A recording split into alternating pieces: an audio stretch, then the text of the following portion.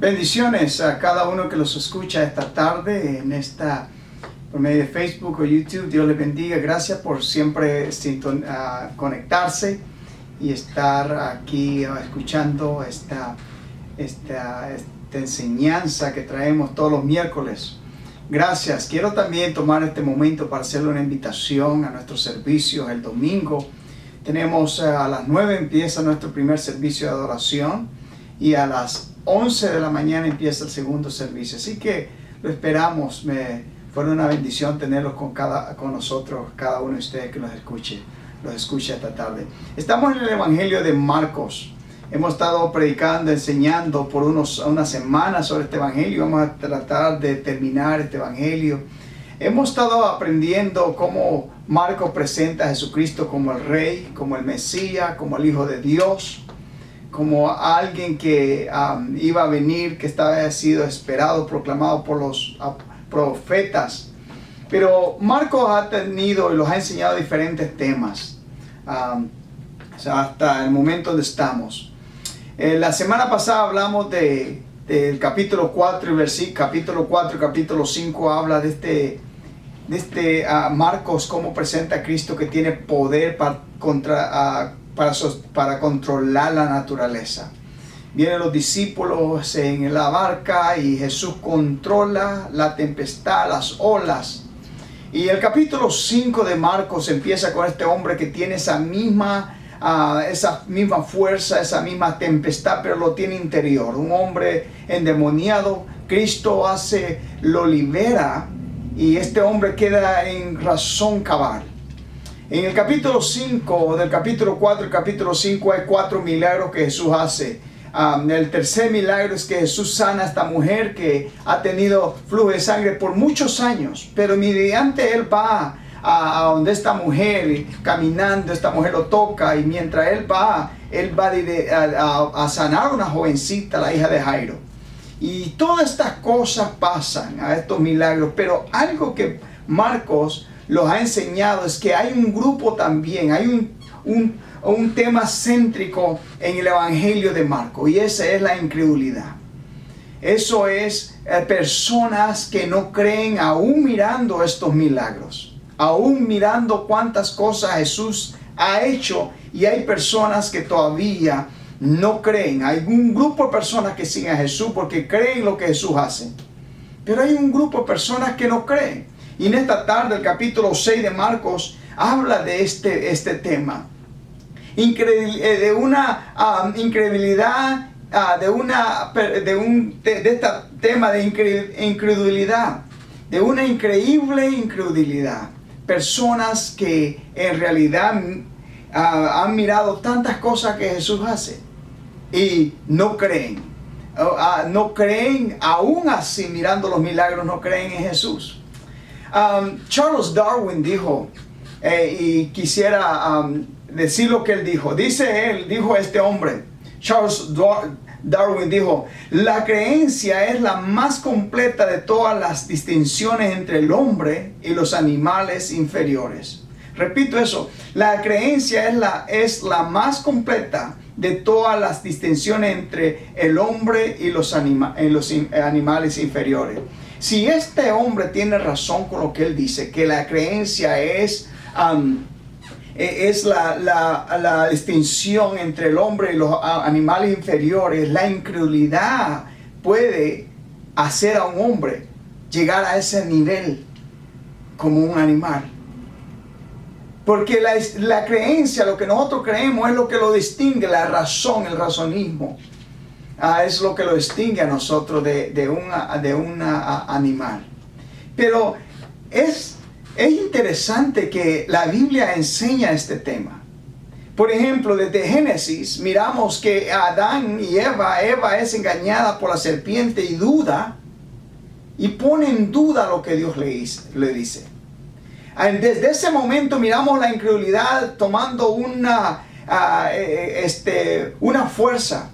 Aún antes del diluvio, cuando Noé empieza a construir el arca, las personas antes del diluvio dudaron, no creyeron en lo que la enseñanza de Noé, que iba a venir un diluvio.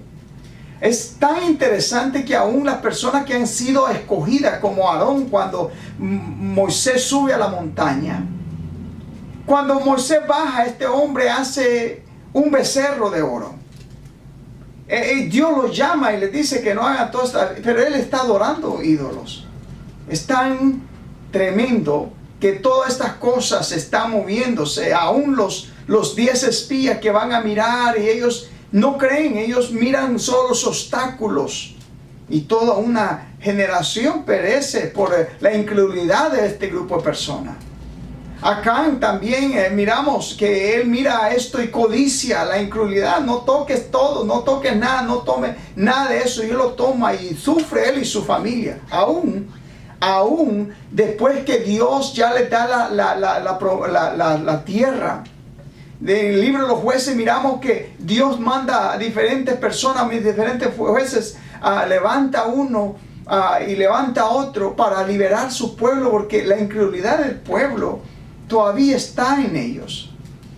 Es tan terrible que aún en el libro en el Nuevo Testamento lo confrontamos con esta incredulidad. Lo enfrentamos cuando Esteban le dice a las personas que ellos mismos por incrédulos crucificaron, mataron a los profetas y crucificaron a Cristo Jesús. Es algo, este tema es tan que lo miramos en toda la Biblia. Jesús mismo confronta a los mismos fariseos en el capítulo 8 de Juan, capítulo 8, versículo 24, dice: por eso os dije que moriréis en vuestros pecados, porque si no creéis que yo soy, y en vuestro pecado moriréis. Jesús les confronta y dice: ustedes van a morir en sus pecados, porque no creen. La incredulidad no solamente es una fuerza desastrosa en esta vida, pero también en la vida venidera. Porque por falta de creerle, muchas personas van a ir a otro lugar, al infierno. Es algo que necesitamos pensar en esto, porque a veces Jesús mismo lo dice. Lo confrontan a estos hombres, le dice: ustedes por eso van a morir en su pecado, porque no creen. En el libro de Juan, capítulo 3, versículo 18, habla este tema también. Dice: el que en él cree no es condenado, pero el que no cree ya ha sido condenado, porque no ha creído en el nombre del unigénito Hijo de Dios. La incredulidad es algo terrible, porque duda lo que Dios puede hacer. Y aquí lo que confrontamos, y venimos al capítulo 6 del libro de Marcos, y estas personas no tienen ninguna duda de no creer en Jesús después que ha hecho tantas cosas. Ha liberado a este endemoniado, ha resucitado a esta hija de Jairo de la muerte, ha sanado a esta mujer, ha perdonado pecado, levantado al paralítico. No hay ninguna excusa para que no crean. Mas sin embargo, la Biblia dice que Jesús se queda admirado de su incredulidad. Es más, en este Nuevo Testamento, hay 2 ocasiones donde Cristo se asombra. Una es positiva, se asombra de aquel centurión que viene y le pide, el centurión de Capernaum, que le dice: Señor, solo di la palabra. Y él dice: wow, no he visto tanta fe ni en Israel como este hombre. Y la segunda ocasión se encuentra aquí en el capítulo 6 de Marcos, el capítulo 6, versículo 6, a donde Jesús se asombra de la incredulidad de este grupo de personas. Lea conmigo el capítulo 6 de Marcos. Salió Jesús de allí y vino a su tierra, y le seguían sus discípulos.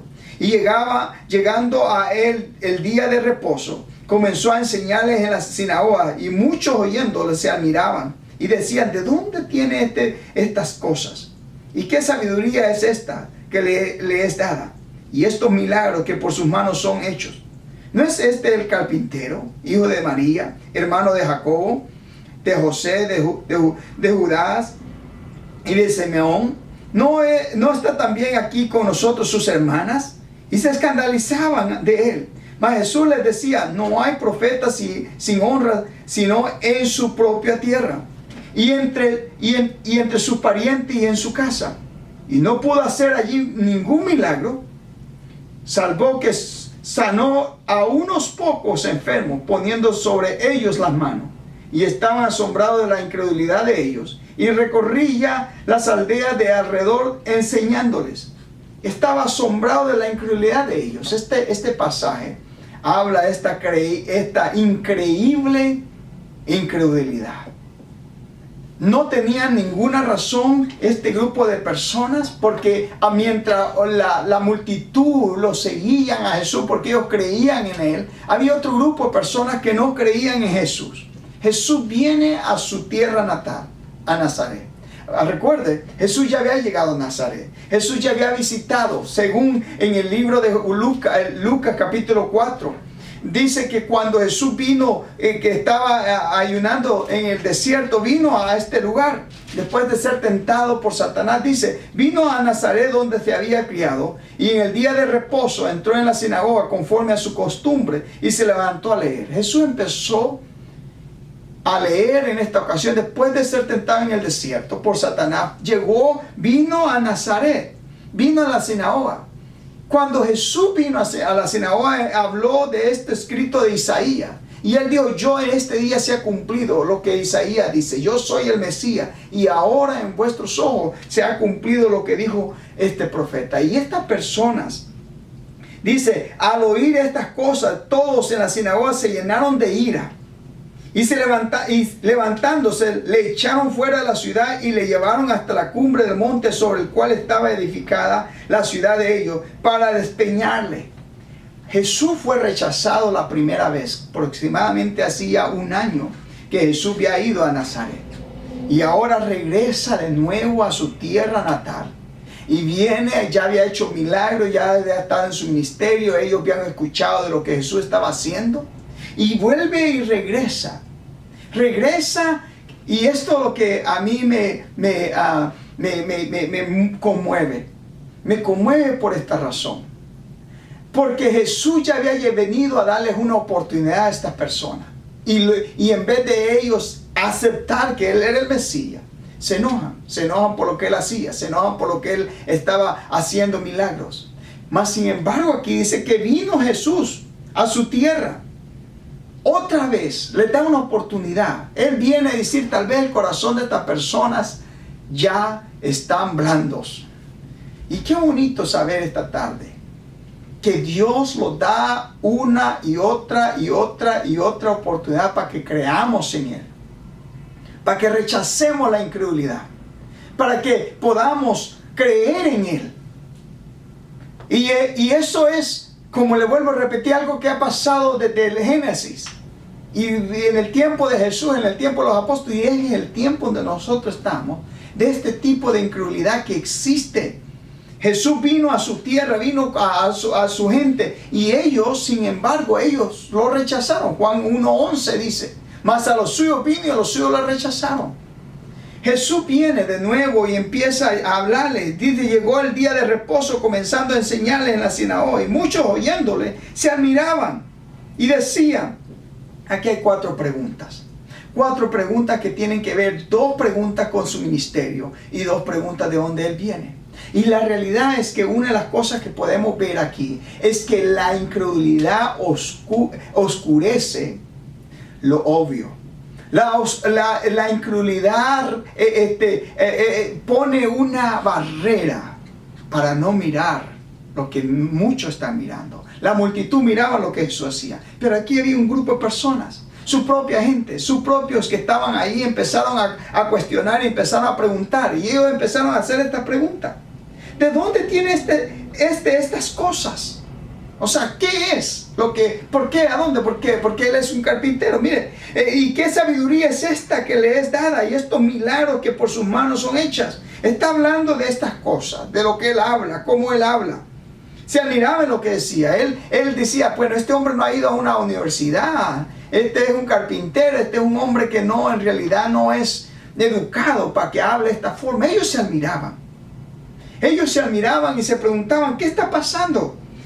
¿Y qué sabiduría es esta que le es dada? Y estos milagros, no solamente lo que Él decía, sino que los milagros que Él hacía, se pusieron ellos a preguntar, a cuestionar. Y es donde a veces nosotros entramos en ese patrón. Es que empezamos a cuestionar a Dios. empezamos a cuestionar la Biblia, empezamos a preguntar y empezamos a usar la lógica. Y yo quiero decirle a cada uno de ustedes que a veces la lógica deja fuera la fe. Y Dios quiere que nosotros nos movamos por fe y creamos.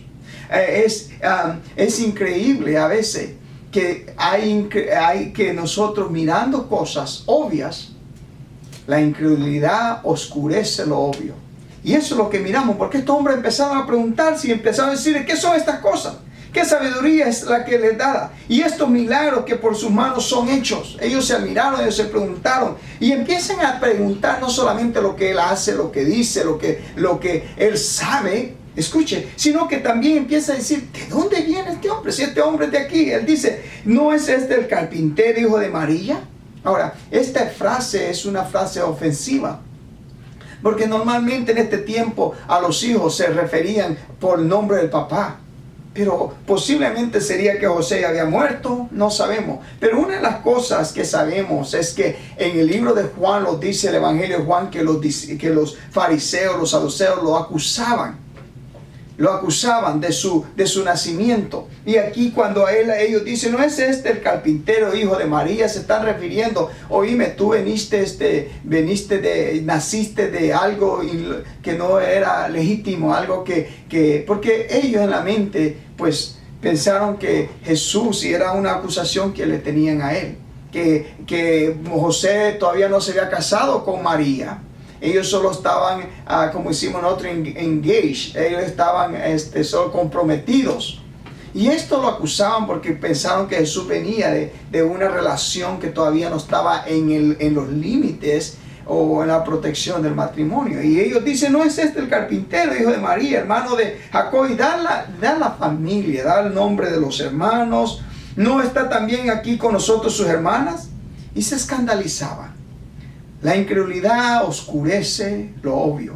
En vez de celebrar lo que Jesús hacía y decir lo que estaba pasando, que el endemoniado estaba quieto, estaba tranquilo, que la hija de Jairo se había levantado, que la mujer del flujo de sangre ya se iba sanada, estos hombres empezaron a cuestionar a Jesús, lo que él hacía.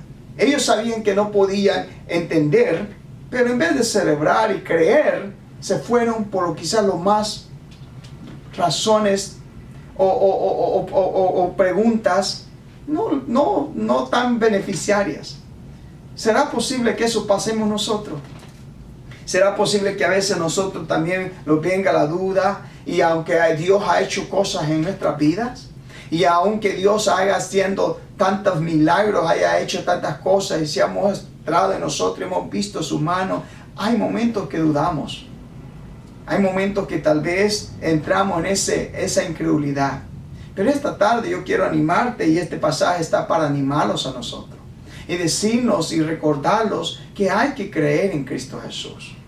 Hay que creer en Él, hay que confiar en su palabra. Hay que, aunque la lógica no tenga lógica las cosas, hay que creer. Ellos se preguntaron, ellos se escandalizaban, que ellos empezaron a decir, bueno, esto que está pasando, y empiezan a traer a la familia, empiezan a traer su ocupación, empiezan a traer de dónde él viene, de su origen, que es un origen muy humilde. De Nazaret era un lugar muy humilde, pero ellos empiezan a usar esto como excusa para no creer. Y podemos usar cualquier cosa. Nosotros como seres humanos, a veces el ser humano usa cualquier cosa para no creer lo que Dios puede hacer. Pero esta tarde yo quiero animarte a que tú creas lo que Dios dice. Que lo recordemos esto, que la incredulidad es un fenómeno o una fuerza destructora en esta vida y en la vida venidera, y que los puede cegar y que los puede bloquear y creer lo que Dios puede hacer. Ellos se escandalizaban. Mas Jesús les decía, no hay profeta sin honra, sino en su propia tierra y entre sus parientes y en su casa. Jesús les vuelve a recordar a ellos lo que les dijo en Lucas capítulo 4 versículo 24.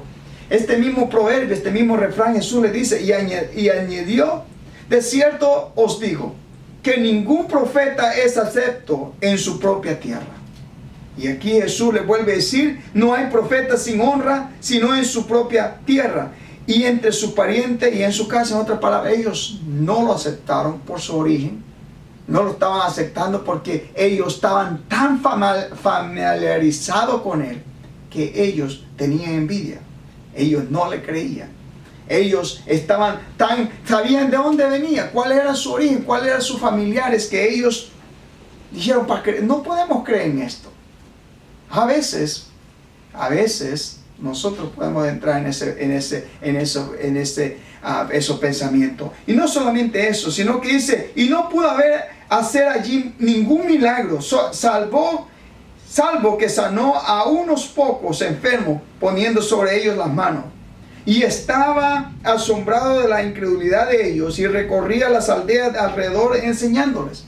Jesús se admiró de esta incredulidad de ellos. Vuelvo a recordarle, Jesús celebró la fe de este centurión romano cuando creyó en Jesús.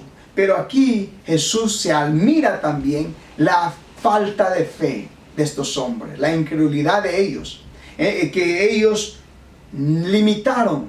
Ellos no era que no había poder sobrenatural en Jesús, sino que también yo creo, como alguien más lo ha dicho, que la razón que Jesús no hizo milagro allí era porque posiblemente era un juicio para ellos por su incredulidad. Los milagros hacían a veces a personas que creyeran, y en esta ocasión Jesús no hace tantos milagros. Quizás es una forma de un juicio de Dios por no creer en Dios. No hicieron milagros, no hubo milagro.